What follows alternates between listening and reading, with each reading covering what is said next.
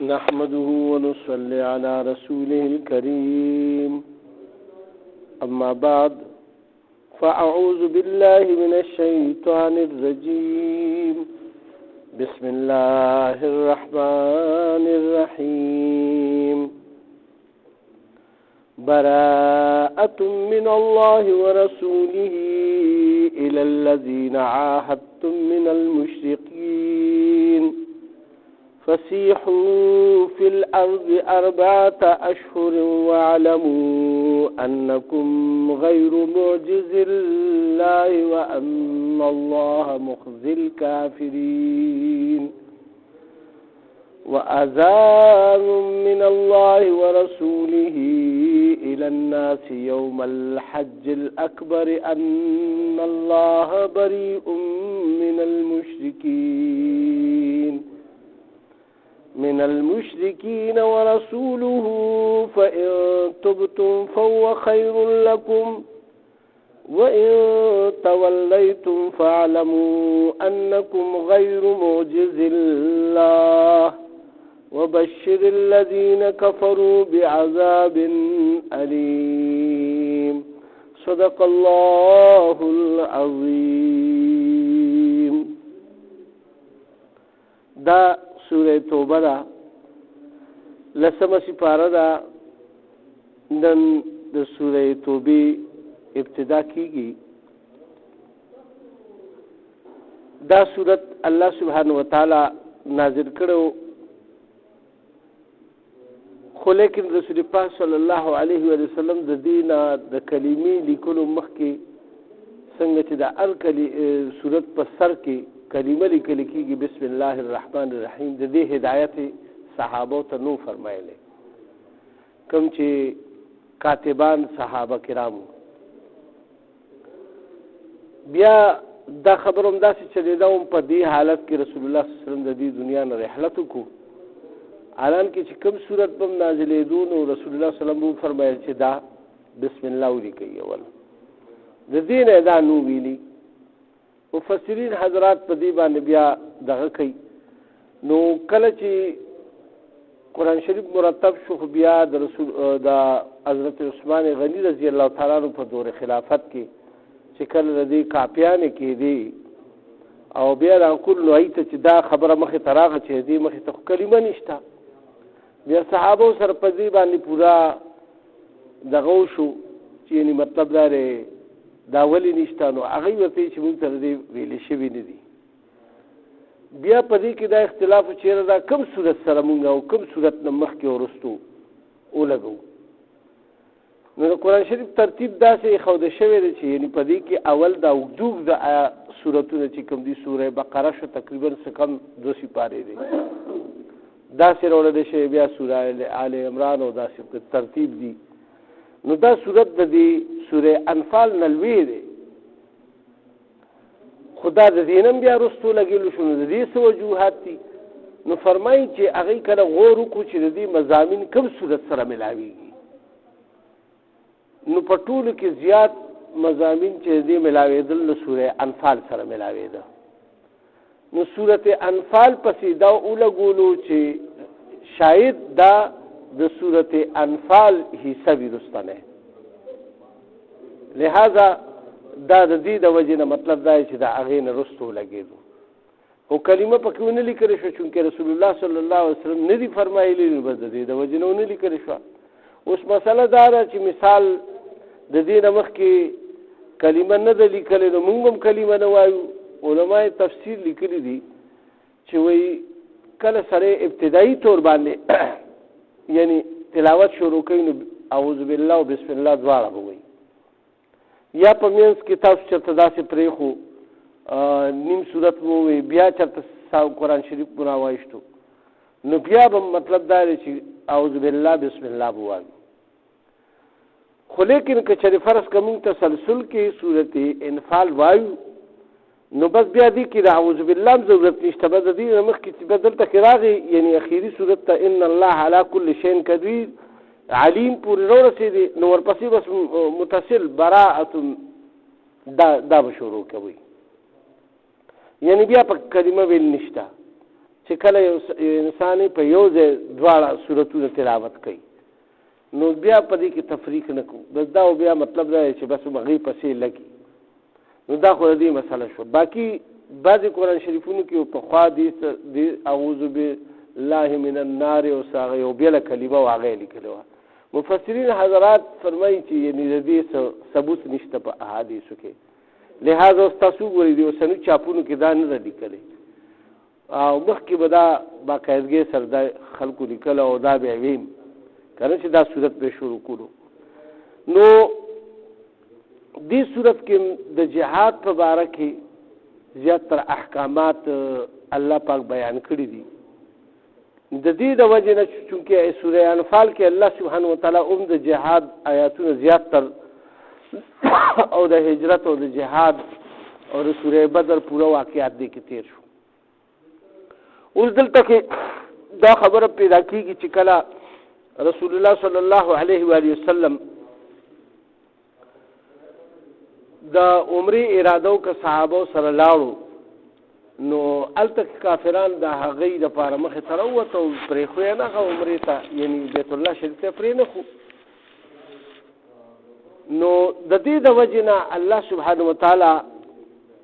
بس په دې باندې ورو ګرف راخر شروع کړ. الله سبحانه وتعالی رسول پاک صلی الله علیه وسلم ته وفرمایل چې ته دوی سره دا معاهده وکړه. په ظاهر کې دا ټول د دوی د منمانۍ خبرې دي لیکن الله سبحانه وتعالی به په دوی باندې هم دا خپلې خبرې نسکورئ. څنګه چې د تاریخ دا واقعات ثابتېږي چې کله دوی دا معاهده بیا دغه کړه نو دوی ماته کړه ټول نه ړومبې د هغې د ماتوالي ذکر هم دې کې راغلی دی. معاهده داسې شی و چې په هغې کې یو شک دا مو چې مونږ به 10 کاله پورې یو بل سره به جنګېږو نه. دویم دا چې د عربو کې مختلف قبیلې وي او هرې قبیلې به خپل یو دغه سره تعلق ساتلو. نو دو قبیلې وي په مکه معظمه کې. یوې قبیلې ابو بکر بکر قبیله وه هغې چې کوم دی نو کفارو سره یعنی خپل دغه وساتلو چې زمونږ تاسو سره معاهده ده که په مونږ چا حمله وکړه نو تاسو به زمونږ ملګري کېږئ او که یعنی مطلب دا مونږ په چا حمله کړو تاسو به را سره ملګري کېږو او که تاسو باندې چا حمله وکړو مونږ به سره ملګري کېږو. نو دوی دا معاهده وشو او هغه بله قبیله چې دوی کوم مخالف قبیله وه هغې رسول الله صلی الله علیه وسلم له راغه مدینې منورې ته او هغې سره معاهده وکړه چې تاسو به زمونږ ملګري یئ که په مونږ چا حمله وکړو مونږ به ستاسو دغه کوو که نه په تاسو چا حمله وکړو مونږ یعنې دواړو یو بل سره معاهدې وشوې. نو یو پیره داسې کار شوی چې د دغې قبیلې چې د کومې قبیلې مسلمانانو سره معاهده شوې وه د دوی خلک څه حج له راغلي وو چې حج له راغلي نو د دوی هغه بله قبیله چې کومه وایي ډېر زیات ځان ضرور ګڼلو نو په حرم شریف کې د دوی هغه سړي قتل کړ. او بل روایت کې دا راځي چې شپه په شپه دوی بیا چې کوم دی نو لاړ او د دوی پر هغه کلي باندې او په هغه قبیله باندې حمله وکړه دغه قبیلې والا. خو هغه د شپې کار و نو دې مکې والا ولا یعنی اسلحه هم ورکړه او سړي هم ورته ولېږل. د هغې خبر رسول پاک صلی الله علیه وسلم ته مدینې منورې ته راورسېدو چې دغه شانتې کار شوی دی. ای سره خو یعنې زمونږ تاسو سره معاهده وه او دوی سره دای معاهده وه نو خو هغوی له خپل مدد ورکړو په مونږ باندې ظلم هم وکړو په مونږ باندې په کلي باندې راوخته نو دوی خو معاهده ماته کالن کې دوی له نو په کار چې یعنې مطلب دا زمونږ حلیف دي او مونږ سره چې ستاسو معاهده شوې ده نو دا داسې شو چې لکه دوی سره هم شوې ده په دوی باندې هم تاسو حمله نه کوئ. ولې چې دا زمونږ ملګري دي مونږ سره ملګرتیا جوړه کړې تاسو نو په کار چې تاسو دغه کړی وي. خو رسول الله صلی الله علیه وسلم په خاموشۍ سره بس غږ یې ونه کړو بس ته یې ځئ تاسو بس الله به خیر کړي. په دې کې هغه بس د تیارۍ حکم وکړو د جنګ او خپل صحابو ته وی چې بالکل د مدینې نه خبر بار ونوځي لیک دنه نشي چې چې مکی والا ته دا پته ونه لګي چې یعنی مسلمانان په دې تیاری کې لګیا دي چې جنگ وکړي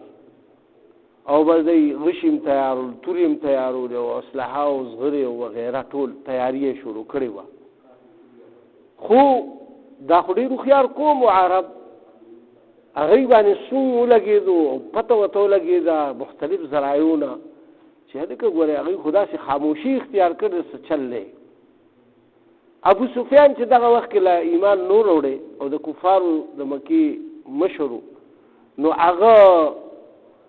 په دې تکل باندې راغو چې یعنی رسول الله صلی الله علیه وسلم که څه دغه کوي چې هغه ته مونږ خپل عذر وکړو. نو هغه چې کله راغو نو رسول الله صلی الله علیه وسلم ته یو سفارش کې راولي، کله بل سفارش کې راولي، کله بل سفارش او ورته بس تاسو چې سکول بس مو که بس دی زمونږ تاسو سره څه کار نشته، معاهده مو ماته کړه. هغه ډېر خلک په سفارش کې او په دغه کې راوستو، خو رسول الله صلی الله علیه وسلم او بیا ابوبکر صدیق عمر فاروق ټول باندې وګرځېدو، خو چا هم د مرسته ونه کړه. دی دغه شانتې واپس لاړو، خو په زړه یې خبره وخوړله او دوی ته دا پته وه چې د الله سبحانه وتعالی په جنگ احزاب چې چونکې د دوی ډېر غټ جنګ و، 10,000 فوج نه زیات خلک عرب راغلي وو او په مدینه منوره باندې حمله آور شوي وو. په هغې کې الله سبحانه وتعالی مدد هم هغوی کتلی و چې سیلې او توپان او دیګونه او هر څه یې ول الټه پلټه کړ او د کاڼو باران پې خدای پاک وکړو. دومره تیزه سیلې وه چې دا کاڼي او شګې او دغه دوی په ترکارو کې، د دوی په کټوو کې، د دوی په دیګونو کې چې څه څیزونه باندې ټول یې وله د شګو ډک کړ. د خوراک دپاره څه پاتې نه شو. اسونه اوښان او خلک به په یو بل ورخطو وترېده، هر څه ځناور خپل پړي وشلول، بس لړ وتښتېدل او دار طرف نه ډېره سخته یخني وه او دار طرف نه تلو اجازه دغه شو. هرې قبیلې والا مشر خپلې قبیلې ته یا لکه ځئ کوچ کوئ تښتئ د دې ځایه. او الله پاک بیا فرشتو شکل انسانانو شکل کې فرشتې راولېږلې او رسول الله صلی الله علیه وسلم ته سوال جواب وکړو څنګه چې صحابه په باره کې راځي چې لاړ شو خپل پیغمبر ته ووایه چې الله پاک مدد راغو، بس اوس بېغمه شه. نو دی چونکې دا څیز لیدلی و نو دی دا جرأت هم نه شو کولی چې او بس د دی زور هم ختم شوی و. حقیقت کې چونکې دغې پورې دی زور چلېدو چې کله دی دا ټوله مجموع ټول عرب یې راغونډ کړي وو او ګرځېدلي په قبیلو په قبیلو او ډېره واویلی کړې وه چې مونږ سره ظلم او زمونږ باندې به داسې چلو شي او هغسې او زمونږ دین خطره کېدی او دا بس ټول خلک ترې واوړېده. یو قسم هر سړي سره د خپل ځان فکر شو چې لکه سبا او پکې مونږ نه چېرته کې دغه شو. د دې دپاره چې کله بیا فتح مکه وشوه په دویم کال باندې دی خو عمرې له لاړه، په دویم کال د عمرې اجازه ته صرف د 3 ورځو میلاو شروع، هغې کې عمره وکړو. په دریم کال بیا رسول الله صلی الله علیه وسلم په 9م کال بس یعنی اعلان وکړو الله پاک د طرف نه په حج د حج میاشت وه او د حج نه چې کوم دی لاړو نو دی خو بیا منې کولی نه شو، ولې چې بیا خو معاهده شوې وه د امن. دی چې حج ته لاړه نو بس هلته کې بیا دا الله پاک دا آیاتونه ټول نازل کړه. براءة من الله ورسوله، صاف جواب دی د الله له طرف نه او د هغه د رسول له طرف نه. الی الذین، هغه خلکو ته عاهدتم من المشرکین، کومو مشرکانو چې تاسو سره معاهدې کړي دي. نو هغه څه جواب دی چې الله پاک چا باندې एकदम داسې نه کوي چې یعنی په دوکه کې چا باندې حمله وکړي. د مسلمانانو دا شان نه دی، بلکې ای سره به اول خپله معاهدې چې چا سره شوي دا معاهده به ورسره ختموي اول. نو دی د معاهدې نه چې کومه دی معاهده کړې وه د 10 کالو د هغې نه الله پاک بریت اعلان وکړو او بیا ولا یو بل مهلت ورکو. مهلت ولا دا ورکو فسیحو فی الارض، بس ګرځئ تاسو په ځمکه کې 4 اشهر 4 میاشتو پورې تاسو ته اجازت دی چې چېرته هم ځئ بس لاړ شئ، که زمونږ نه بچ کېدل غواړئ یا مسلمانان شئ. واعلموا انکم، او خپې شئ تاسو په دې غیر معجز الله چې تاسو چې تاسو نشئ عاجزه کولی الله سبحانه وتعالی لره. وان الله مخزي الكافرين، او دا چې الله پاک به رسوا کی کافرانو لره ډیر زر. الله پاک د بریت اعلان وکول، بیا ولا وخت مهلت ورکو چې په دې کې یا مسلمانان شي یا چرته ځای لاړ شي. موږ هم د مکې نه راویستي وو، اوس تاسو دې ځای بس ځئ ایا بیا جنګ کوئ چې تاسو خوښئ. واذان من الله، او وروي دا د الله د طرفنا او رسوله او دا د رسول د طرفنا الى الناس خلقتا يوم الحج الاكبر، پاغورز د حج لوی باندې. اوس د حج اکبر متعلق اکثر په زمون په خلکو کې دا مشهور دی چې د جمعې په ورځ کوم حج راشي دا حج اکبر دی. خدا دا خبره نه ده. خبره اصل کې دا چې کوم عمره دا حج اصغر دی ته وایي. عرب به دی ته حج اصغر وي. او کوم چې به حج یعنی کوم د بیت الله شریف چې قربانی پکې کیږي او صفا مروه او عرفات، نو دا حج اکبر وي. او ډیرو مفسرین دا لیکلي دي چې کوم د عرفات ورځ ده په دې باندې چې رسول الله صلی الله علیه وسلم خطبه ورکړې وه، نو دا اصل کې حج دی. خو د حج خو ډیر فرایض دي، خو دا پکې یو رکن دی. د حج په رکنونو کې دا یو رکن دی او دا ضروري رکن دی چې دا نه فوت شو حج دی نه دی شوی. د عرفې ورځ به هلته لازمي طور به ځان رسئ. بعض مفسرین لیکي چې د حج کومې څلور پنځه ورځې دي، دا ټولې د عرفې ورځ شوه، بیا د اختر ورځ شوه چې موږ ورته وایي چې کومه ورځ باندې قرباني کېږي، بیا ورپسې دوه درې ورځې چې کومې هلته په مینا کې ودرېدلي، دا ټول د دې ایام دي. خو دې ته الله پاک یو ټکی استعمال کړی، لکه مثال موږ وایو اختر دی. نو اختر خو تقریبا 3 ورځې پورې 4 ورځې پورې وي. څوک پخوا به دا میلې ټیلې به 3 ورځې وي، 4 ورځې به وي. نو اختر به خلکو لکه یو به د اختر ورځ ورسره به 3 ورځې بیا نورې یا 2 ورځې نورې، نو دغه شانتې خو ویله که د اختر ورځ ده، نو بیا دې د وجې نه هغه یو ورځ خلک بیانوي. نور ورځې وي هغه خوشحالی خلک ځي راځي یو بل کره، لیکن بس ورځ یو حسابېږي که نه چې اختر ورځ ده. نو دلته کې الله پاک هغه د حج یوه ورځ طرف ته اشاره کړې، خو یو پوره د عرفات په ورځ باندې چونکې ټول خلک یو میدان کې وي، نو وایي دی ته اعلان وکړه د الله له طرف نه او د رسول له طرف نه خلکو ته یوم الحج الاکبر په هغه ورځ لویه باندې د حج په ورځ، د لوی حج په ورځ، ان الله دا چې الله سبحانه وتعالی بریء من المشرکین، یعنی بیل دی یا بریء الذمه دی د مشرکانو نه، ورسوله او د هغه رسولم. بیا الله پاک فرمایي فإن تبتم، که چېرې تاسو توبه وباسئ فهو خیر لکم، نو دا ستاسو لپاره ډېره غوره ده. ګوره الله سبحانه وتعالی هر وخت انسان له چې کوم دی یو مهلت مکور کړې ده. دا نه چې بس تاسو کفر کړی دی او شرک مو کړی دی او بس داسې مونږ سره مو جنګونه کړي دي، مونږ سره مو زیاتۍ کړي دي، زمونږ خلک مو وژلي دي، داسې مو کړي، نو بس تاسو ته بس اوس لازمي به تاسو دغه کېږي. نه، الله پاک بیا وله مهلت ورکړو فإن تبتم، که چېرې تاسو توبه وویسته، یعنې د خپل کفر او شرک نه مو توبه وویسته او مسلمانان شئ، فهو خیر لکم، نو دا به ستاسو لپاره ډېره غوره شي. په دنیا کې په امن او په سکون به شئ او په آخرت کې. وإن تولیتم، او که چېرې تاسو ونه منله دا خبره یعنې روګرداني مو وکړه، فاعلموا، نو پوه شئ انکم غیر معجز الله، چې تاسو هرګز نشئ ستړي کولی، عاجزه کولی الله سبحانه وتعالی لره. وبشر الذین کفروا، او زیرې ورکړه کافرانو له بعذاب علیم، دا عذاب دردناک. د زیرې لفظ خو د خوشحالۍ دپاره راځي، خو دی دپاره د عذاب زیرې دی. ولې؟ چې دا کنفرم دوزخیان دي.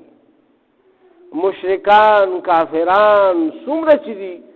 نو مرګ سره دی په دردناک عذاب کې دی داخليږي. د دې لپاره الله سبحانه وتعالی وی د دې لزیر ورکا د دردناک عذاب الا الذين اوس الله سبحانه وتعالی هغه خلق چې کوم خلق سره معاهده د مسلمانانو شوي دي نو هغه خلق ته الله پاک مستثنا کوي چې کوم خلق په خپل وعده کې وعده خلافي نه ده کړې نو هغه خلق الله سبحانه وتعالی رضی نبی علی او رسول الله صلی الله علیه وسلم ته دا حکم فرمایي چې چا په معاهده کې یعنی میثاق کې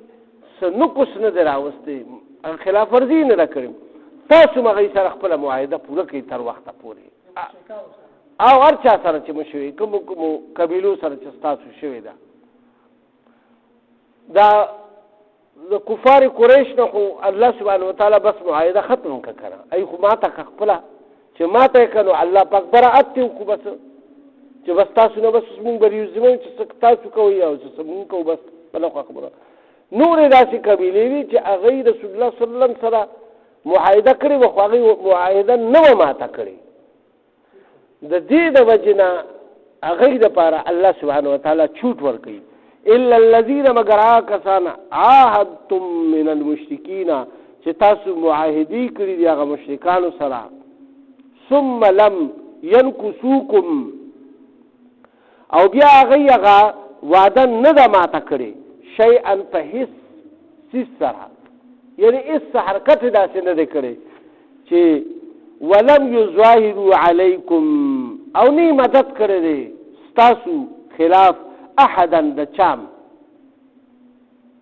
فاتموا اليهم عهدهم نو پورا کوي تاسو خپل معاهده هغه سره الى مدتهم تاغه مدت چې کوم وخت مقرر شوی دی تر هغه پورې ای سره خپل معاهده پورا کوي ان الله يحب المتقين بشک چې الله پاک خوخی یری متقیان خلق تقوادار خلق الله پاک خوخی نو الله سبحانه وتعالی چې کوم دې تقوا ګوره داسې یو دغه چې یعنی څوک چا هغه خپل وعده احتیاط کړی نه ده ماته کړی نو مسلمانان داسې نشي کېدی چې هغه سره وعده ماته کې او پای باندې چړاوو کی یا پلاټ شي حمله پیو کی یا پیداغو کی نه بلکې الله سبحانه وتعالی منع کو اوس الله سبحانه وتعالی فرمایي فاذا سلخ الاشهر الحرم او چې کله تیری شي هغه میاشتې د پناه یعنی د حرم میاشتې تیری شي هغه څنګه ذوالقعده ذوالحجه او محرم دا درې پر لپسې دي او یو رجب نو پدې کې به کفار جګړې نه کولې او دې کې به بس خوب د خپل بس تجارت وغیرہ او په یو بل باندې به حمله نه کوله د دې د وجنه الله پاکم عمده رعایت د دیو ساتلو چې د حج ورځې وي نو ذوالقعده او بیا ورپسې محرم نو تر دې پورې دې ته دا چھوٹ ملاو شو یعنی دې څلور میاشتو کې به تاسو ته څوک غاز نه کوي دې کې تاسو توبه وباسئ یو که چېرته ځئ بس په زور څو خدای پاک نه مسلمانان ګوره به دعوت یې ورکړو او نور دی ورته نه چې لازمي تاسو مسلمانان شئ بس که چېرته ځئ نو لاړ شئ کفر او شرک د انسان په خپل اختیار کې دی چې د الله نه غواړي نو دی به خدای پاک مسلمان کړي او که نه غواړي او په کفر باندې بس کلک ولاړ نو ولاړ به بس ځي به بیا داسې کافر د دنیا نه که نه ده وذلك الله سبحانه وتعالى دا فرمایي چې فاذا سلخ الاشهر الحرم چې کله تیری شي دغه میاشت د حرم احرام والا فقتلوا المشركين نو بیا تاسو قتل کوي مشرکان لرا حيث وجدتموهم چې کوم ځای کې مومي بیا پیلو سرپه په مکوي وخذوهم او اني سيدي واحصروهم او ګيري کوي محاصره او کوي د کلو او ردی چې دا د حرم میاشت تیری شو توبه او نه وستا وقعدوا لهم كل مرصد او کینی په هر ځای کې د دې په طاق کې یعنی ډاکه ورته کینی چې بیا درنه پونه ګرځي په دې ځمکه کې بس دا هغې پورې بس الله پاک مخکې وفرمایل چې ګرځئ تر هغې پورې چې کومې پورې تاسو له الله پاک مهلت درکړی دی هلته 4 میاشتې ذکر راغلی په سوره برات کې سر کې راغو اوس الله سبحانه وتعالی دا فرمایي چې بیا بس فإن تابوا خو که چېرې توبه وویسته چام واقاموا الصلاة او منځ قایم کو وآتوا الزکاة او زکات ادا کولی شروع کو فخلوا سبیلهم نو پرېږدئ لار د هغوی کله چې رسول الله صلی الله علیه وسلم د دې دنیا نه پرده فرمایله وفات شو نو دغه وخت کې د زکات منکرین مخې ته راغله ابو بکر صدیق رضی الله تعالی عنہ کله چې د دې آیاتونو نه خپل دغه کو وی چې دغه مسلمانان راغلي دي چې دوی په دې رکونونو کې یعنی په منځ او په زکات کې څوک فرق کوي نو بس دا به چې کوم دی نو زمونږ په نسبت دا مؤمنان نه دي دلته کې الله پاک دا ولې وفرمایل چې صرف کریمه ویلو باندې چې کوم دی نو بس یو سړی مسلمان نه دی بس چې کریمه ووایي او بس دی مسلمان شو نه دی او بیا د مونځ پابندي به هم کوي او د زکات چې دی لکه مثال دی مالدار وي او د مال خپل حیثیت ته رسي چې د سره 1,000 روپو پورې سامان وي یا سونه چاندي وي یا نغدي وي نو دی به بیا زکات ادا کوي که دی زکات نه ورکوي نو دی بیا مسلمانانو کې نه دی دلته کې الله پاک ځکه دا وفرمایل چې داسې خو په خوله به ټول خلک بس کریمه به ووایي او په منځ کې بیا دغه نه کوي نو هغه یو صرف د زکات نه انکار وکړو نو ابوبکر صدیق رضی الله تعالی عنہ د دې آیات نه دغه واغشتو خپل هغې خلاف چې کوم دی اعلان جنګ وکړو نو الله پاک فرمایي فإن تابوا که چېرې دوی توبه وویسته د کفر نه مسلمانان شو واقاموا الصلاة او بیا منځونه هم قایم کړه وآتوا الزکاة او زکات ادا کول شروع کړه فخلوا سبیلهم بیا پرېږدئ نور د دننه د زړه نه بیا څوک دا 2 کاره دا ظاهري کارونه دي او په هغه وخت خو په بیت المال کې خلکو زکات جمع کولو که نه داسې خو نو چې زه په خپل ذاتي طور به زکات ورکړو څنګه چې اوس خلک کوي لکه مطلب دی چې ذاتي خلک زکات وباسي او ورکوي هغه خو یو نظام او هغه نظام داسې و چې بیت المال ته به ټول دغه راغلو بیا به د هر سړي کوایف به جمع کېده کوایف به جمع شو چې دا حقدار دی که نه دی د هغه به پوره جانچ پړتال د کور کېدو د هغه به حساب کتاب کېدو چې د سره څومره مال دی څومره د جمعیت دی څومره دغه دی هغه به که فرض کړه هغه بیا بېروزګار یا به کار نو یا به بچي ګڼو کار به پرې نه کېدو مزدوري به یې لږه کېده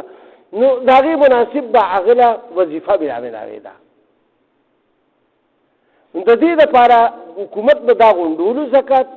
او په بیت المال کې به چولو او هغه بیا د خلکو په خیر خبر کې لګېدو اوس چونکې دغه نظام نشته اوس هم شته خو نیمګړی دی یعنی عمل پې صحیح نه کېږي کنی پښتو شته بیت المال هم شته د زکات محکمه بیله شته نور هم ډېرې ادارې دي خیراتي او خلک د دې نه ملي او د هغې نه ملي او د هغې نه ملي او بس د ټولو نه علي او بس خو پوره کېدل نشته څه غریبانان داسې شو چې بس هغوی خو په جمع کولو پسې لګېدلي دي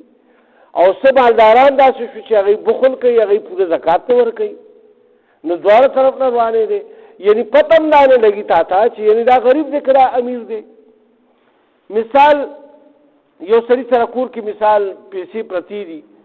نو دا او هغه بیا هم خیر غواړي نو دا خو د الله او د هغه معامله نه که نه د دې خو بل چا ته پته خو نه لګي که نه د ده خو ظاهر چې کوم دی نو هغه خلکو ته ښکاري چې مطلب دی غریب دی لیکن دله بیا په خپله پکاري چې بهی هلکه په ما باندې زکات نه کېږي که د زکات پیسې نو ماله به راکوو او که فرض کا ذکر دې دپاره فرمایي چې یعنی مطلب دا دی تاسو چې الله پاک یو رسول الله صلی الله علیه وسلم یو سړی ولیدو چې هغه داسې زړوکي اچولي چې هغه داسې فقیرانه غوندې زړوکي اچولي نو ورته وایي تا سره څه مال دولت نشته وایي نه چې د الله پاک فضل دی الحمدلله را سره دغه شته نو بیا د الله نعمت ستا په بدن باندې ولې نه ښکاري چې الله یو څیز تا له درکړی نو دغه نعمت په خپل بدن باندې ظاهر کا یعنې ښه زړوکي اچو چې الله له پیسې درکړي نو ښه کپړې اچو ښه یعنې خپل دغه صحیح ساته چې یعنې د الله نعمت خلکو ته ښکاره شي چې یعنې ده له خدای پیسې ورکړي نو بس داسې خو ته بیا ځان فقیرانه زندګي خو مه تېروه بیا ځان نو دلته کې الله سبحانه وتعالی دا فرمایي چې یعنې منځونه هم کوي او زکات هم ادا کوي فخلوا سبیلهم نو د دوی لاره بیا پرېږدئ ان الله غفور رحیم بېشکه چې الله پاک بخونکی او مهربانه دی بس چې توبه چا وویسته بس هغه توبه وویسته بس هغه مونځ به اختیار کړو زکات هم ادا کوي چې مالدار دی او که غریب دی نو بس بیا ورته زکات ورکوي بیا خو نشي ورکولی خو مونځ خو به کوي د مونځ ګوره چوټ نشته خو د غریب حدیث دپاره دواړه په هغې باندې څه چل دی مونځ خو مطلب دا دی چې هر سړی کولی شي پیسې پرې نه لګي ټکې پرې نه لګي ښه چې عذر دی نو دا وګوره اوس خو لا پکې کرسۍ هم راووتې که نه مخکې په ناسته وه په ولاړه به وه داسې به وه اوس پکې کرسۍ راووتې نور سهولتونه شو خو د دې کرسۍ وایي مسایل معلومول پکار دي ولې چې زمونږ یو استاد و هغه خبره کوله چې داسې د هر سړي په کرسۍ کې مونږ نه کېږي چې یعنې مطلب کوم سړی سجده او دغه کولی شي او هغه په دې باندې قادر وي او بار سم دم ګرځي را ګرځي یا خپل کار کسب صحیح کوي او راشي مونځ کې بس کرسۍ صحیح کوي او بس پای کې کینی مونځو کې نو چې اکچوال عذر خو دته او د الله ته پته راکړه چې د څومره عذر دی چې دې نور کار صحیح کوي یعنی هر کار کولی شي د ناستې کار هم کولی شي د ولاړې کار هم کولی شي او ورځ دغه کې کولی شي او لیکن دې یو سړي کې مطلب راډونه لګېدلي دي چې هغه کېناستې نه شي یا هغه ته ډېر زیات تکلیف شدید کېږي معمولي تکلیف باندې وایي هغه چې برداشت کولو باندې الله د دوی اجر ورکوي او که چېرې فرض که هغه ته ډېر زیات شدید تکلیف وي چې یعنې بس هغه برداشت نه د بار وي نو بیا خیر دی بیا د هغې مسایل باندې ځان پوه کړي او بیا انشاءالله د هغې مطابق خپل هغه کوي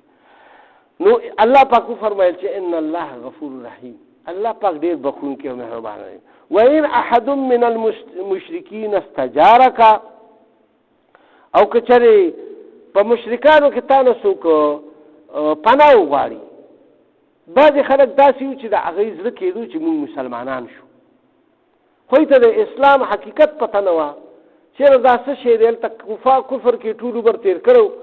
او د کفارو مشرانو ورته ویلي چې دا خو د پلار دی که مذهب تاسو پرېږدئ یو نوی مذهب دی او دې کې څه پته لګي او تاسو به بیا په عذاب کې سوځئ ای خو خپله یو کیسه جوړه کړې وه څنګه چې اوس عیسایان دي یا یهودیان دي یا هندوان دي مثال یا کمیونستان دي نو هغه یو خپل نظریات جوړ کړي دي که نه او هغه خلکو ته سناوی نو په هغې باندې د هغې د وجې نه هغه خلک کلک ولاړ دي چې هم ورته د آخرت او دغه فایدې ښیي که نه نو هغه فایدې ورته ښیي نو هغې د هغې د مد نظر هغه راکوي نو دلته کې الله پاک دا فرمایل چې کوم مشرکانو په زړه کې یعنې د دین طرف وي او هغوی دا وایي چې یاره مونږ له پناه راکوي چې مونږ ستاسو دا دین د دننه نه وګورو چې څنګه دی نو مونږ به بیا ایمان راوړو نو دلته کې الله سبحانه وتعالی فرمایي وإن أحد من المشرکین استجارک که چېرې څوک د مشرکانو نه ستاسو نه پناه وغواړي فأجره نو یې له پناه ورکوي خپل ځان سره یو څو ورځو له راولئ وی سوئ چې تاسو سره ګزران وکړي ستاسو منځونه وګوري ستاسو زندګي وګوري چې تاسو څنګه وخت تېروئ څنګه زندګي تېروئ خو یسمع کلام الله او په دې دوران کې به دی بیا حتی تر دې پورې یسمع کلام الله چې دی واوري د الله پاک کلام چونکې کلام خو په عربی کې دی که نه نو په مونځ کې چې تلاوت په جهر باندې به کېدو نو تلاوت به کېدو نو تلاوت به هغه اورېدو نه خو په پوهېده چې دا څه وایي یا به چې داسې قرآن شریف به یې راواغېشتو تلاوت به یې کولو نه خو په پوهېده که نه زمونږ غوندې خو نه وکړه چې مونږ خو تلاوت کوو د ثواب مونږ ته ملاوېږي خو مونږ خو په پوهېږو نه که نه چې الله څه فرمایي نو دلته کې تر دې پورې الله پاک فرمایي چې وایي تر دې پورې چې دوی واوري د الله کلام قرآن شریف ووایي دوی له موږ ورکوي چې دوی قرآن شریف ووایي نو ته خو ترجمې ضرورت نه و که نه نو مونږ ته پکار دی چې اوس مونږ ته څوک ترجمه وکړي چې مونږ هم په قرآن باندې پوه شو. نو دا